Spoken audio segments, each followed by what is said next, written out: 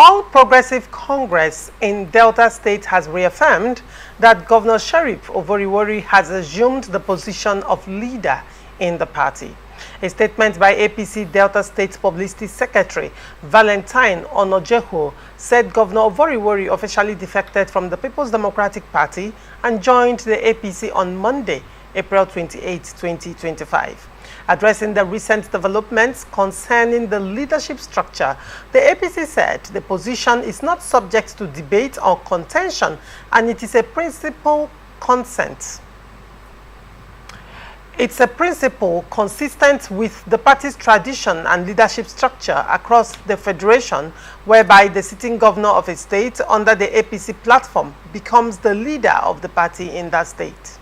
He also said the fact was clearly and unequivocally affirmed by His Excellency, the Vice President of the Federal Republic of Nigeria, Senator Kashim Shettima, GCON, during the official defection event, said the declaration reflects the official position of the national leadership of the party and must be respected by all stakeholders and members within the party in Delta State as authoritative, binding, and final. Consequently, Delta APC finds it strange and arrogant, reprehensible for any individual to come to arrogate or to parade himself as the leader of the party in Delta State in clear opposition to the present reality of the governor as the leader of the party. The APC therefore warned not to tolerate any dissenting opinions or actions that seek to challenge or undermine this fact. The party stands united behind His Excellency, Right Honorable Sheriff Oborevwori, and remains resolutely committed to his leadership as he continues to deliver on his promises of good governance under the MORE agenda. Asim, what do you make of this development in APC Delta State? Do you see possible implosion or crisis coming? Well, I foresee a crisis period in APC Delta State, and that one is I'm looking at people like I'm looking like personality like Omoagege, but and I don't know how that will pan out. But the party constitution is supreme when it comes to selecting who the leader of the party is in a state. So I believe that the party position is that the governor is automatically the leader of the party in the state. And that particular position has been being upheld by many political parties. In Abia State, for instance, the governor there is the leader of that political party. In Edo State, the same thing. In some other states, it's just like that. Just on one or two other states that you find that they have other leaders who are above leaders, like in Lagos State, where Tinubu remains the leader, as the case may be. But otherwise, the governor should be the leader of the political party in accordance with the constitution of the various parties. Mind you, the constitution of these people, this PDP, APC, they are even similar in nature. I've gone through their constitution. It's like they copied one or adopted one, then split it into two. So it's the same thing. The governor, under the constitution of the party, if it is, that is what the constitution says, then that is what it should be.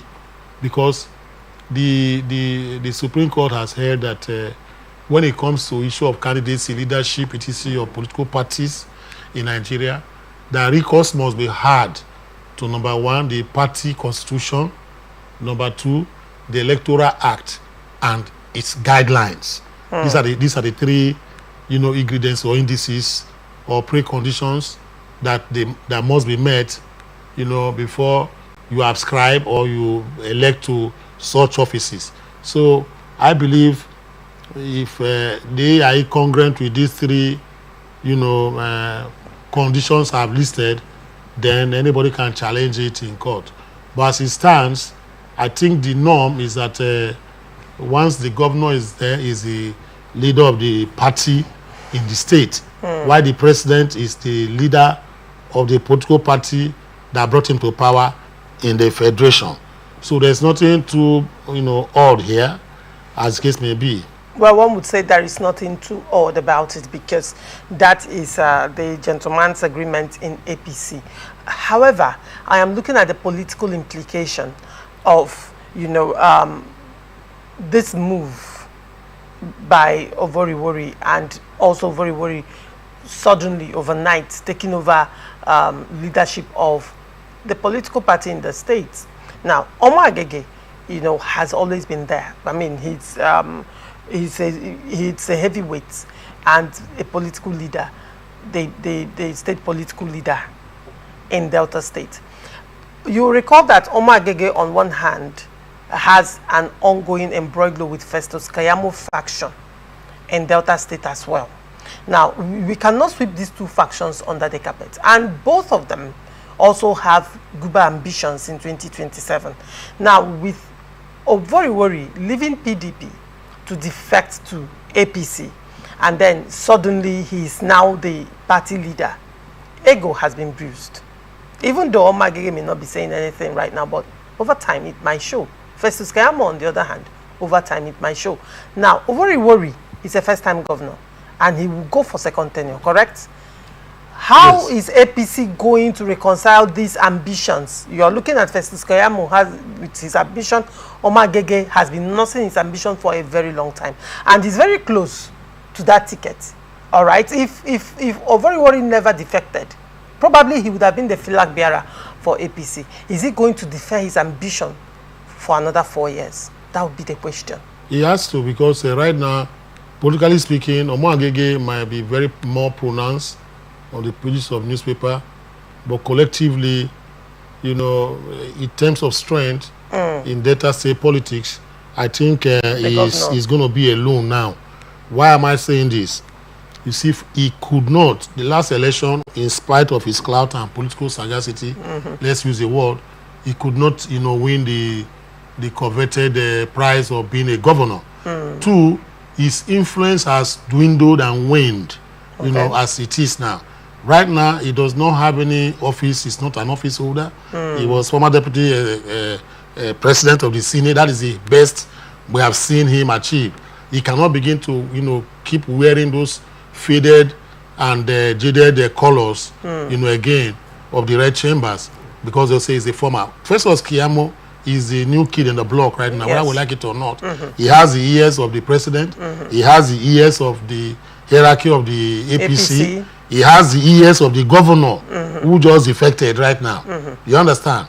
So if you work with, if the governor and Festus Keyamo work together, and Okowa on the other side, you see, Agege will have no other option. He will have no other decision. And you would look at what has happened now. He has even, the governor that defected has even called on James Ibori to join the APC. And I know, that James Ibori has sympathy for APC, and the governor, as the case may be, and for every Festus Keyamo. So in no time we see a James Ibori joining the APC, as the case may be. Then you have a Oborevwori. Oborevwori is still there. These are powerhouses in a Delta State that politics that you cannot rule out.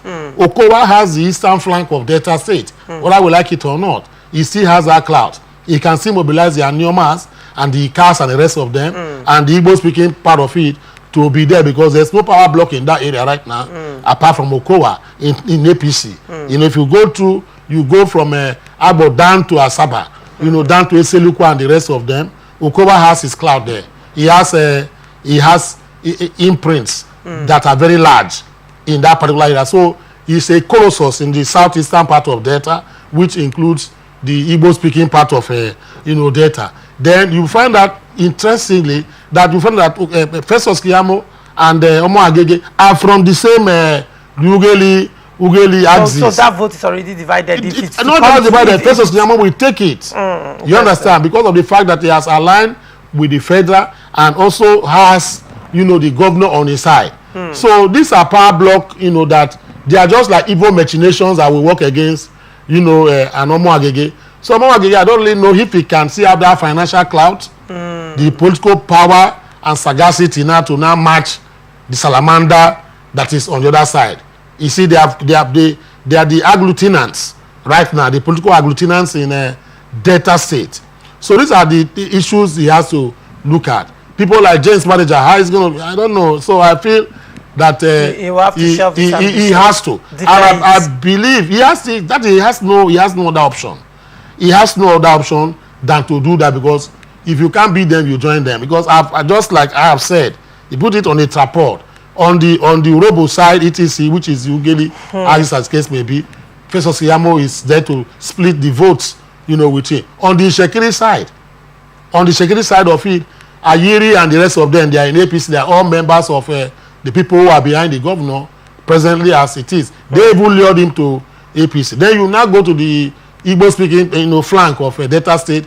Okowa is the one that is there. There is no known power block in the APC in that particular the Igbo-speaking part where Okowa comes from. So these are things that we work against, and Omo Agege, whatever that case may be. So it's just there. And like what he said, I read one of his statements. He said, well, that the APC should receive the governor. He's already foreseen that it's going to be a tough one for him, because the odds are against him. If the vice president can be present in the defection party, that was that tells you a lot. Yeah, because the presidency wants Delta State and River State. So the Tinubu will not spare anybody that wants to destabilize or maybe upturn the apple cart or torpedo, his political glide to fame. As a case for a second term or tenure, as the case may be. So it's going to be a tough fight for him. Right. I'm sure he's going to defect to SDP. If he does that, that would be win him now. PDP can win. That is going to be it's going to be a political harakiri. He's going to commit a political suicide, because as it is, PDP is dead in Delta State. I do not know he's going to resurrect it. All right, very well.